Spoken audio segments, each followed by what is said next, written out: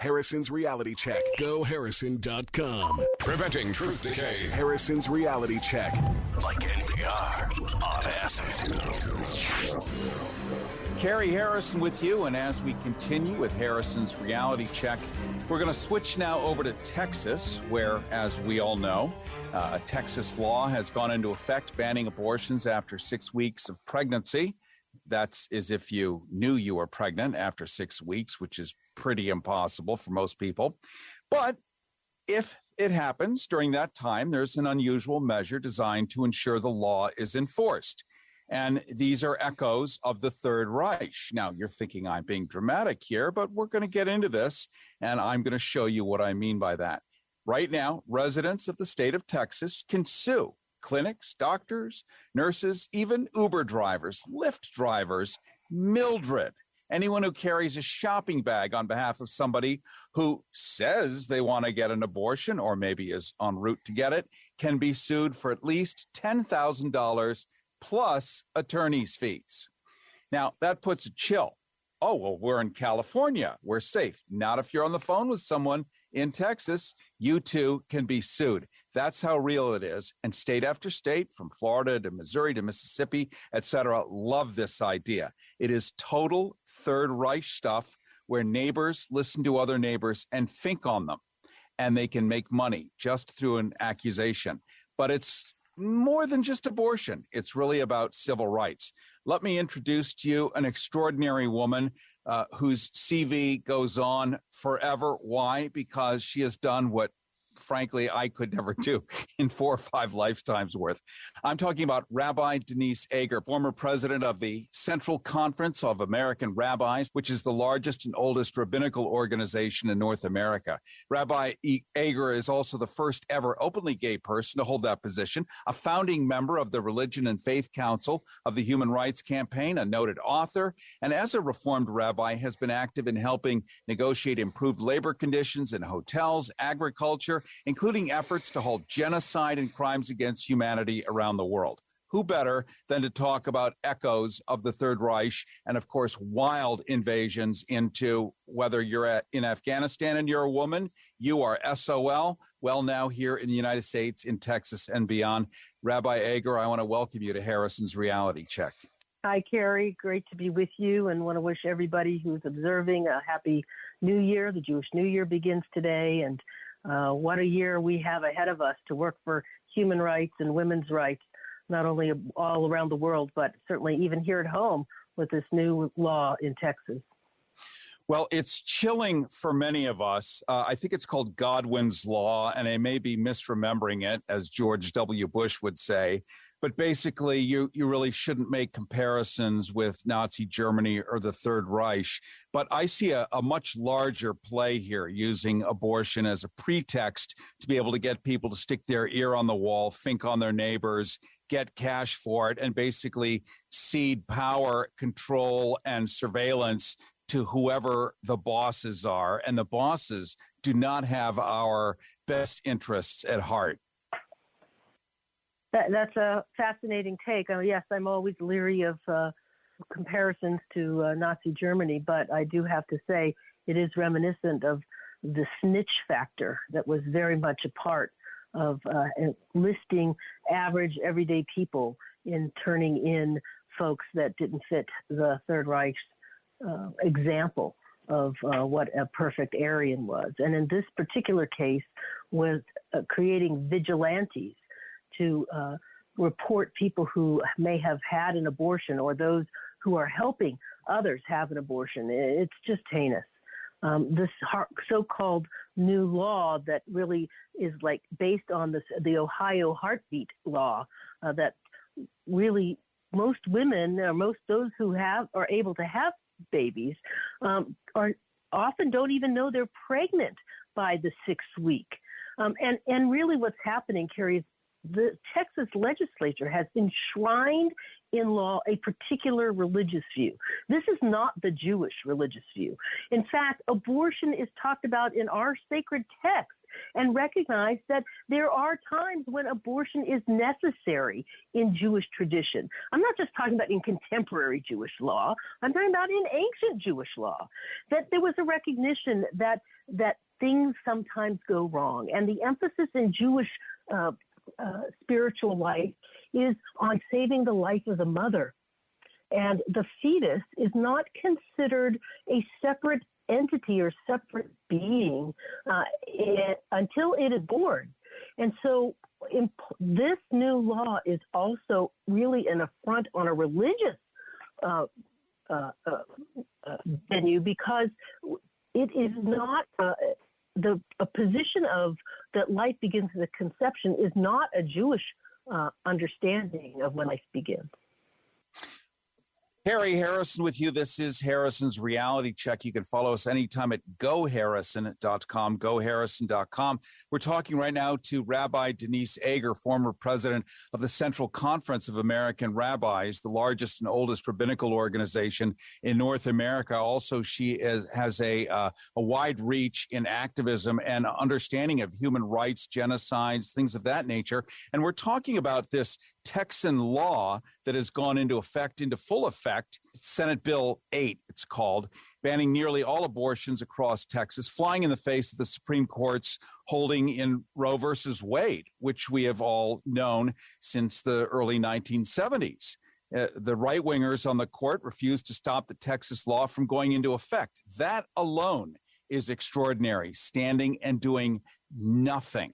The majority claimed that it wasn't expressing any opinion on the constitutionality of this Texan bill. And the split is really indicating that when the high court considers Mississippi's restrictive abortion law next term, it's going to possibly overturn Roe versus Wade. So that's the abortion side. The other side is other states are metastasizing with a drunken joy that they can now way overreach, surveil the public, and people can start suing each other for even talking about having an abortion. That is now actionable. This sends a real chill, I think, to all the humans. And Rabbi Ager, I will stop soliloquizing, but this is a passionate issue, I think, for virtually every one of us.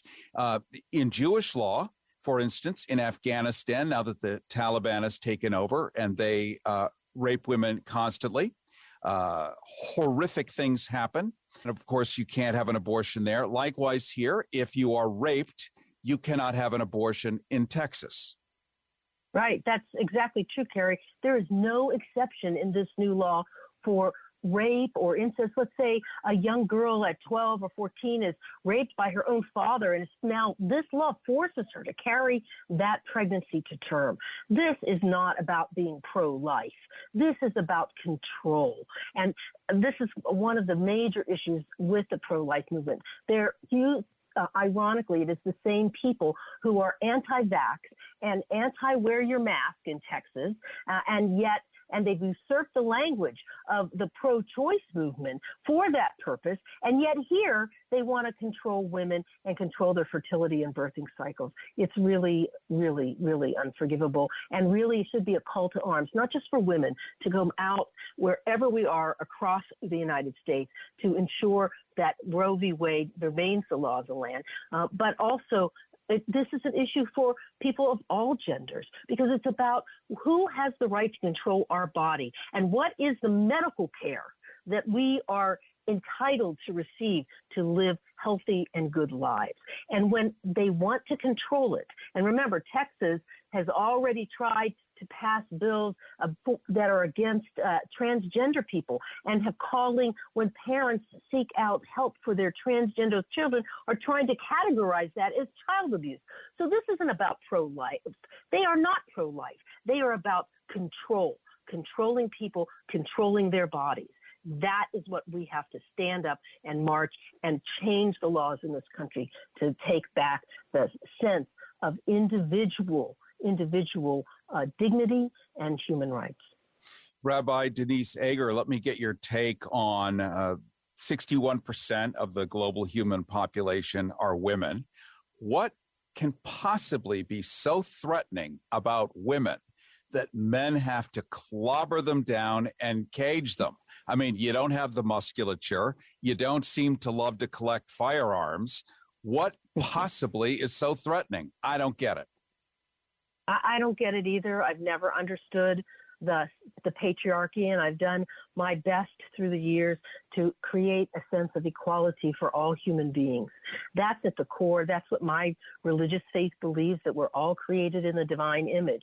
And this is about power and control, and it doesn't speak to what is the best of America.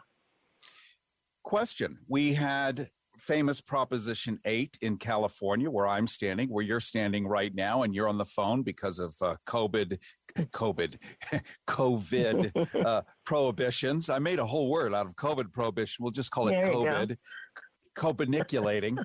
And that said, with Prop 8, we realized that you could not say that LGBT people were second-class citizens. Therefore, they had the same access to marriage as first-class citizens, otherwise known as straight people. So in the California Constitution, it says everyone gets the same deal. Likewise, under the U.S. Constitution, which the Supreme Court chose not to run this through the Supreme Court filter, this now makes women second or third class. If there were a third-class coach in the train, it puts them in there. Interesting, Chris. There is no equal rights amendment.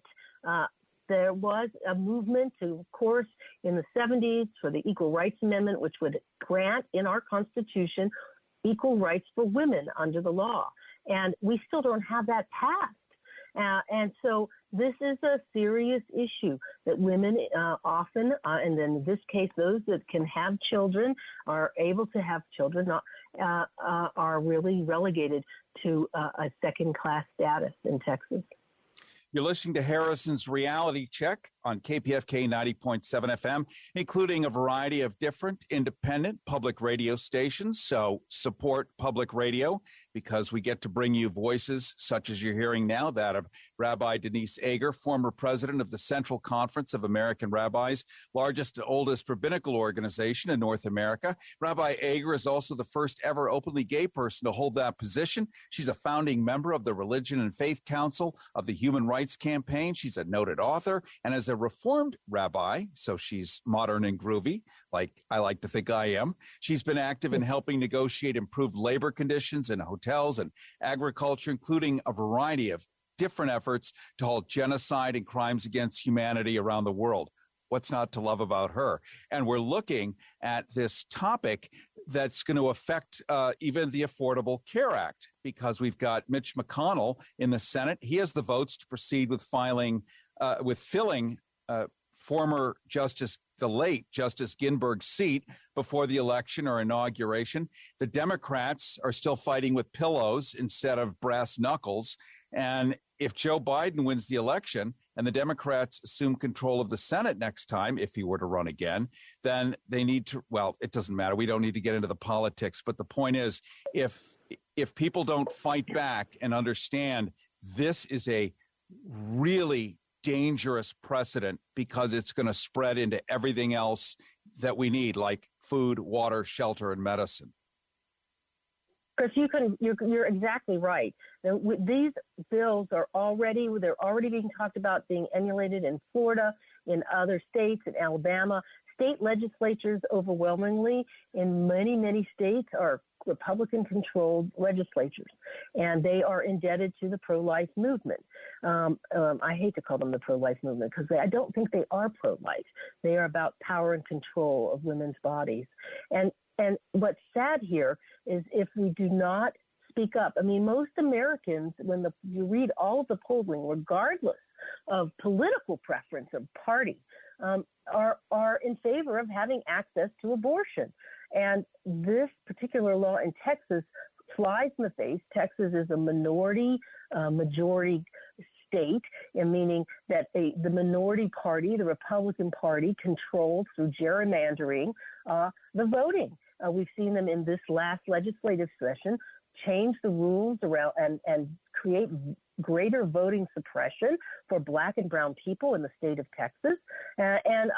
this is just another extension of trying to hold on to their political power through heinous laws.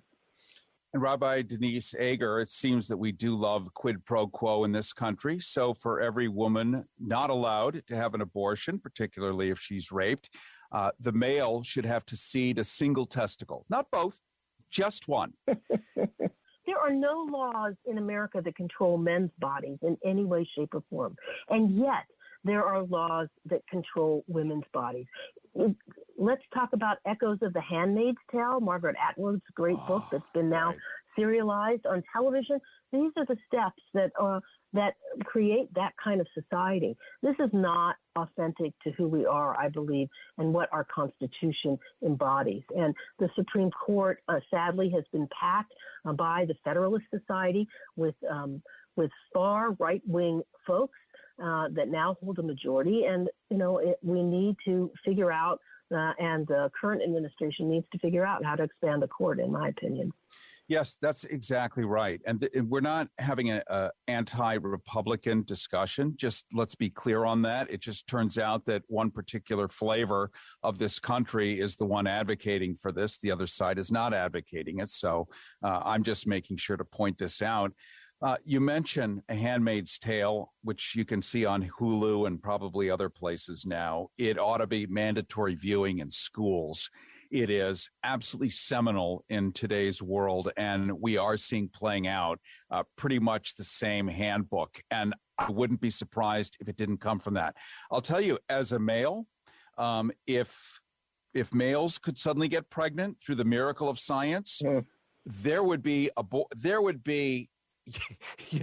we'd have a clinic on every corner. Likewise, it's interesting. It's interesting. You mentioned the Affordable Care Act earlier.